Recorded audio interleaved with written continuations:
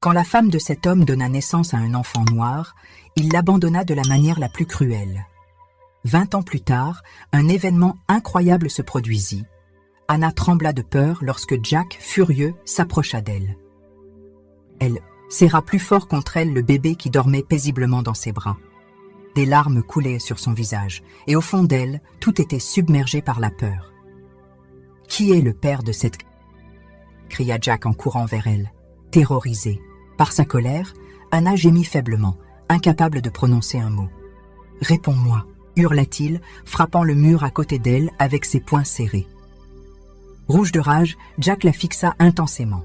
Puis, sans dire un mot de plus, il sortit en courant de la chambre d'hôpital. Anna fondit en larmes en le voyant s'éloigner. Elle baissa les yeux vers le petit garçon qui dormait toujours paisiblement dans ses bras. Elle éprouvait de la pitié pour lui, car il ne méritait pas un tel rejet. Mais elle ne comprenait toujours pas. Comment cela avait-il pu arriver? Elle et Jack étaient tous les deux blancs. Même les médecins n'avaient aucune explication. Ils lui proposèrent de faire une série de tests, notamment des analyses ADN, pour éclaircir la situation. 5 jours plus tard, Anna fut autorisée à quitter l'hôpital. Pendant tout son séjour, Jack ne l'avait ni appelée ni visitée. Anna était profondément déçue par son mari. Qu'étaient devenus tous ces vœux qu'ils s'étaient échangés? Être là l'un pour l'autre quoi qu'il arrive? Elle comprenait sa colère, certes. À sa place, elle aurait aussi été bouleversée. Mais l'abandonner dans un hôpital, c'était trop. Cela montrait qu'il n'avait plus aucune confiance en elle. Même s'il doutait de sa fidélité, une simple analyse ADN aurait suffi. Pas besoin de tout remettre en question. Quand elle revint enfin à la maison, Jack lui lança un regard glacial. Leurs yeux se croisèrent un instant, puis, sans un mot, il entra dans la chambre d'amis. Anna soupira et alla nourrir le bébé. Une fois qu'il s'endormit profondément, elle décida d'aller parler franchement à Jack. Elle entra dans la chambre d'amis. Jack leva les yeux, surpris et agacé. « Que veux-tu » demanda-t-il sèchement, mécontent qu'elle ose encore lui adresser la parole. Anna s'approcha doucement, se remémorant leurs souvenirs, leurs promesses. Elle lui demanda pourquoi il avait tant douté d'elle. Pourquoi avait-il cru qu'elle le trompait? Elle jura qu'elle ne l'avait jamais trahi, pas même dans ses pensées. Elle lui proposa même de faire un test ADN pour dissiper ses doutes. Les larmes coulaient de ses yeux tandis qu'elle parlait, le suppliant de lui faire « confiance ». Mais Jack la regardait froidement. Puis, il éclata de rire, un rire amer et cruel. « Tu crois que je vais dépenser mon argent pour un test qui va prouver que tu m'as trompé avec un noir ?» dit-il avec mépris. « Pars avec ton bâtard. Va retrouver ton amant. Sinon, je rendrai cette maison invivable pour toi et cet enfant. » Puis il la poussa hors de la pièce, lui ordonnant de faire ses valises et de partir, sinon il s'en chargerait lui-même. Il lui claqua la porte au nez. Anna s'effondra devant la porte, en larmes. Elle supplia Jack de lui croire, frappant à la porte, mais il resta silencieux. Fatiguée de supplier, elle retourna dans sa chambre, décidée à lui laisser du temps. Elle comprit que la colère de Jack ne se calmerait pas en un jour. Elle appela alors sa sœur et lui raconta tout. Ce soir-là, sa sœur vint l'aider à faire ses valises. Assise dans la voiture avec son bébé dans les bras, Anna regarda une dernière fois la maison, espérant que Jack changerait d'avis. Mais il ne vint pas. Personne n'apparut. Sa sœur essaya de la consoler, lui disant que tout irait bien. Quelques jours plus tard, Anna se réveilla et découvrit que tout l'argent de leur compte commun avait disparu. Elle était sous le choc. Son cœur battait, la chamade. Des larmes coulaient de ses joues alors qu'elle regardait, incrédule, son solde bancaire. Cette fois, elle n'en pouvait plus. Elle décida d'affronter Jack. Elle s'habilla rapidement et retourna à leur maison. Mais à son arrivée, elle découvrit que tout avait disparu. La maison était vide. Toutes les affaires de Jack s'étaient volatilisées. Même les affaires du bébé n'étaient plus là. Pourquoi Jack avait-il fait ça? Pourquoi la blesser aussi profondément alors qu'elle lui avait proposé de prouver son innocence? Avait-il tant de plaisir à la voir souffrir? Plusieurs heures passèrent, avant qu'Anna, vidée, ne se lève et aperçoive un papier sur la table. C'était une note laissée par Jack. Son cœur manqua un battement lorsqu'elle lut les derniers mots. « Ma chère Anna, Je n'arrive pas à croire que tu aies trahi ma confiance à ce point. Je ne peux pas imaginer une vie avec toi et cet enfant. Je pense qu'il vaut mieux que nous nous séparions. Ne cherche jamais à me contacter. Tu entendras bientôt parler de mon avocat. » Les yeux d'Anna s'agrandirent de stupeur. Elle hurla, s'effondra au sol en larmes, tenta de l'appeler. Mais bien sûr, son téléphone était éteint. 2 semaines plus tard, les avocats de Jack vinrent lui remettre les papiers du divorce. Anna était brisée. Elle comprit que tout était fini. Tenter de sauver son mariage n'avait servi à rien. Elle avait simplement signé les papiers sans objection. Depuis, elle n'avait plus la force de pleurer et se sentait accablée par une tristesse insupportable. Sa sœur continuait de l'encourager, répétant que Jack ne l'avait jamais mérité, mais rien ne pouvait soulager sa douleur. Malgré les circonstances imprévues, Anna n'a jamais blâmé son enfant pour ses malheurs. Chaque fois qu'elle le regardait, elle ressentait une profonde gratitude envers Dieu pour ce don de la vie. Elle n'éprouvait pour son bébé qu'un amour inconditionnel et elle le nomma Michael. Elle était déterminée à l'élever avec tout l'amour de son cœur, le tenant pour innocent du traumatisme qu'elle avait traversé. Son congé de maternité terminé, elle dut reprendre le travail. Chaque matin, avant de partir, elle déposait Michael à la maternelle. Mais les épreuves qu'elle avait endurées avaient laissé des traces. Elle était moins efficace au travail. Anna travaillait au service clientèle d'une banque de microfinance. Autrefois souriante et joyeuse, elle était désormais sombre et refermée et avait perdu de son éclat. Quelques semaines plus tard, son manager Pedro Williams la convoqua. Il commença par lui demander ce qui n'allait pas, car elle n'était plus l'employée rayonnante qu'il avait connue et appréciée. Elle fondit en larmes et lui raconta l'épreuve qu'elle traversait depuis la naissance de son fils et la rupture de son mariage. Pedro fut profondément touché. Il la rassura, lui conseilla de rester forte, puis la prit dans ses bras, la laissant pleurer contre sa poitrine, tapotant doucement son dos. Il trouvait injuste qu'une femme aussi noble souffre ainsi, et décida alors de l'aider à se relever. Dès lors, il passa ses pauses déjeuner avec elle. Au début, elle hésita, mais sa bienveillance finit par l'apprivoiser. Petit à petit, ces déjeuners partagés les rapprochèrent. Le week-end, Pedro venait aussi leur rendre visite, prenant des nouvelles d'Anna et de Michael. Lorsqu'il en avait le temps, il les emmenait au cinéma, au parc, à la plage ou dans un bon restaurant. Quelques mois plus tard, Anna commença à aller vraiment mieux. Peu à peu, elle redevenait la femme joyeuse qu'elle avait été. Elle était très reconnaissante envers Pedro pour l'avoir aidée à guérir de la douleur de son précédent mariage. Pedro, de son côté, se réjouissait de la voir renaître et continua à la soutenir. 1 an plus tard, leurs sentiments commencèrent à évoluer. Pedro était veuf. Sa femme était morte en couche et l'enfant était mort-né, une double tragédie qui l'avait profondément marqué. Peut-être cela expliquait-il la facilité avec laquelle il comprenait la douleur d'Anna. Au départ, il n'avait voulu qu'aider une collègue en détresse, mais désormais, il la voyait autrement. Un week-end, il lui demanda s'il pouvait faire évoluer leur relation, avouant les sentiments qu'il éprouvait pour elle. Anna fut surprise.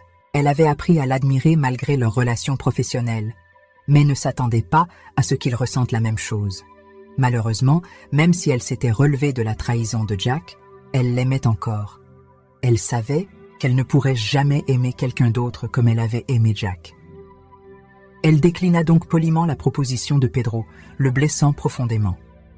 Pourtant, Pedro ne renonça pas. Il resta à ses côtés, lui montrant à quel point elle comptait pour lui. Anna appréciait sa gentillesse et ses attentions, et ils restèrent amis.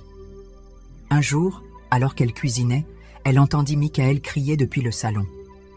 Alarmée, elle se précipita sans faire attention et renversa une sauce fondue bouillante sur ses pieds. Elle hurla de douleur, la chaleur lui brûlant la peau. Michael, paniqué, courut vers elle en pleurant, incapable de faire quoi que ce soit. Anna, malgré la souffrance, se força à rester forte. Elle caressa son fils pour le rassurer, puis se dirigea vers le téléphone. Sa sœur étant en déplacement, elle n'avait qu'une seule personne à appeler, Pedro. Il accepta immédiatement et arriva sans tarder. À l'hôpital, elle fut prise en charge dans une salle de soins. Anna s'inquiétait pour son fils, car personne ne pouvait s'en occuper. Sans qu'elle ait à le demander, Pedro proposa de garder Michael jusqu'à ce qu'elle sorte de l'hôpital. Elle lui en fut profondément reconnaissante. Pedro se comporta comme un père aimant, s'occupant de Michael avec tendresse et patience. Chaque soir après le travail, il allait le chercher à la maternelle, puis l'emmenait voir sa mère à l'hôpital. Anna fut bouleversée de voir à quel point leur relation était devenue harmonieuse. Elle entendit même Michael l'appeler « papa » et non plus « tonton Pedro » comme auparavant. Une semaine plus tard, elle fut autorisée à rentrer chez elle et Pedro la raccompagna. Pendant les jours suivants, Anna ne cessa de réfléchir à leur lien. Elle comprit que Pedro aimait réellement son fils, et elle aussi. Elle ne pouvait plus nier qu'elle était tombée amoureuse de lui. Elle prit une décision. Tourner la page. Michael aimait Pedro, et il serait un père formidable. De retour au travail, elle entra dans son bureau pour le remercier de son soutien. Puis elle lui dit qu'elle souhaitait faire évoluer leur relation. Pedro, fou de joie, la serra dans ses bras et l'embrassa tendrement. Pedro ne cessa jamais de traiter Anna avec amour. Bientôt, leurs collègues commencèrent à soupçonner qu'il se passait quelque chose entre eux. Certains les enviaient, d'autres les admiraient. Mais Anna resta concentrée sur son travail et conserva sa joie et sa simplicité, ce qui ne faisait que renforcer l'amour que Pedro lui portait. 2 ans plus tard, Pedro comprit qu'il était temps d'officialiser leur relation. Le jour de son anniversaire, en entrant dans les bureaux, Anna fut stupéfaite de voir l'entrée décorée de ballons et de fleurs. Ses collègues la saluaient en lui souhaitant un joyeux anniversaire. Émue, elle regarda autour d'elle, les larmes aux yeux. Tout était si beau. Elle remercia chaleureusement chacun pour cette belle surprise, tout en cherchant Pedro du regard, sans succès. Soudain, elle entendit sa voix douce derrière elle. « Joyeux anniversaire !» En se retournant, elle découvrit Pedro, tout sourire, tenant un gâteau dans les mains. Elle porta les mains à ses lèvres, incapable de retenir ses larmes. Il lui fit signe d'approcher pour lui faire un câlin. Et elle comprit que c'était le début d'un nouveau chapitre, rempli d'amour. Elle murmura « Merci » et il l'embrassa tendrement sur les lèvres. Quand vint le moment de couper le gâteau, Anna passa le couteau dessus, mais remarqua quelque chose de dur à l'intérieur. Intriguée, elle décida de couper rapidement le gâteau. En le faisant, elle découvrit une petite boîte contenant une bague en or. Lorsqu'elle la ramassa et se retourna, elle vit Pedro à genoux devant elle. Elle eut un hoquet de surprise. « Je t'aime, Anna. Je ne pense pas pouvoir vivre sans toi. Moi aussi, je veux devenir le père de Michael. Alors, s'il te plaît, veux-tu m'épouser ?» demanda Pedro avec tant d'amour que des larmes commencèrent à couler sur les joues d'Anna. Elle hocha la tête, émue. Il prit alors la bague et la glissa à son doigt. Il se releva et l'embrassa sous les regards attendris des invités. Beaucoup d'entre eux pleuraient aussi d'émotion. 3 mois plus tard, ils se marièrent. Les années passèrent et le couple éleva Michael comme leur propre fils avec amour et responsabilité. Ils veillèrent à ce qu'il ait ce qu'il y avait de mieux. Une bonne école, de beaux vêtements et une éducation de qualité. Michael les rendit fiers par son intelligence remarquable. À la fin du lycée, il entra à l'université pour étudier l'informatique. Diplôme en poche, il fut immédiatement embauché dans une entreprise technologique. Le poste venait avec plusieurs avantages, une maison, une voiture et une offre prometteuse. Ses parents étaient comblés. Tout allait bien pour cette famille, jusqu'au jour où une personne inattendue fit irruption dans leur vie. Ce jour-là, ils organisaient une petite fête en plein air pour l'anniversaire de Michael, lorsqu'un homme étrange apparut soudainement. Le vieil homme avait l'air négligé et rude. En plus, une forte odeur nauséabonde émanait de lui.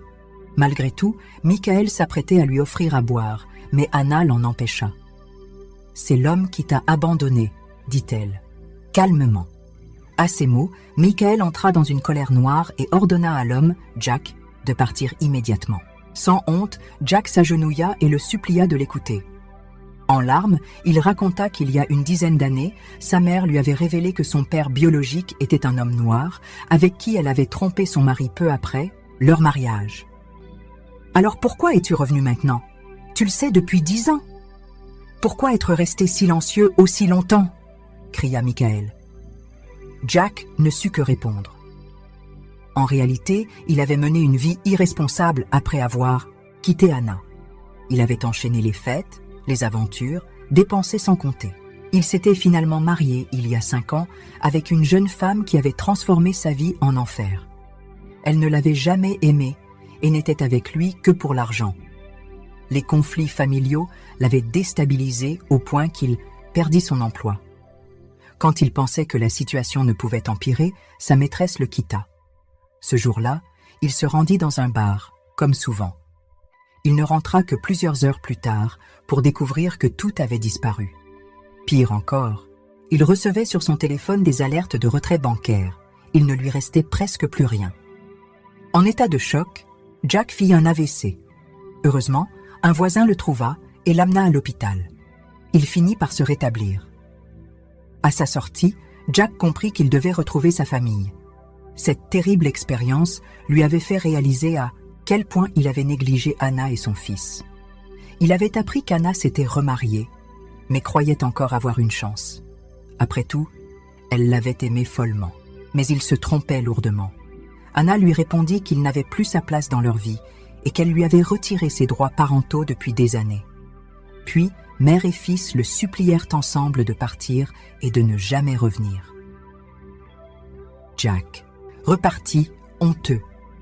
Plus tard, il se retrouva dans une maison de retraite, regrettant amèrement son passé, souhaitant pouvoir remonter le temps et faire les bons choix.